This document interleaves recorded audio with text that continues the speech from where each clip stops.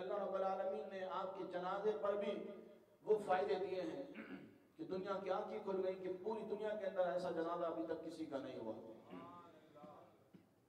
یہ ان لوگوں کے لیے بہت بڑا میسج تھا جو بکواس کرتے تھے، جی گالیاں دیتے ہیں، جی گالیاں دیتے ہیں۔ میں نے کہا گالی تم بھی دو اور پھر تم بھی اپنا اتنا بڑا جنازہ کروا لو۔ گالیاں تم بھی دو نا، تم بھی اتنا بڑا اپنا جنازہ کروا لو۔ اللہ کے مطلب نہیں کروا سکتے۔ وہ گالی اپنی ذات پر کبھی بھی نہیں دی، ان کو کیا کیا نہیں بولا، لیکن جب ان کو بولا وہ خاموش ہو گئے۔ لیکن جب حضور کی عزت و ناموس پر جس نے بات کی تو پھر انہوں نے چیر کے رکھ دیا، پھر انہوں نے پھاڑ کے رکھ دیا۔ حضرت مطلب امام احمد رضا نے قلم کے ذریعے حضور کی عزت و ناموس کا دفاع کیا تھا، کیونکہ اس وقت کتابوں کا دور تھا، اس وقت کتابیں لکھی جا رہی تھی۔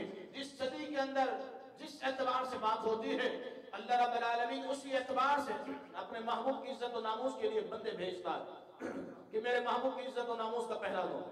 امام احمد رضا کے دور میں قلم کے ذریعے دفاع ہو رہا تھا، کتابیں لکھی جا رہی تھی، آپ نے کتابوں کے ذریعے ان کا کلا و خما کیا۔ اس صدی کے اندر واٹس ایپ کا دور تھا، یوٹیوب کا دور تھا، حضرت مطلب یہ فیس بک کا دور تھا، میڈیا کا دور تھا، لوگ تقریریں سننے جا رہے تھے، ہر بندہ اپنی اپنی نئی نئی بکواس کر رہا تھا۔ تو اللہ رب العالمین نے اس صدی کے اندر ایسا مرد قلندر پیدا کیا جس نے اپنی تقاریر کے ذریعے پوری دنیا کے اندر ایک انقلاب کو بقا فرما دیا تھا۔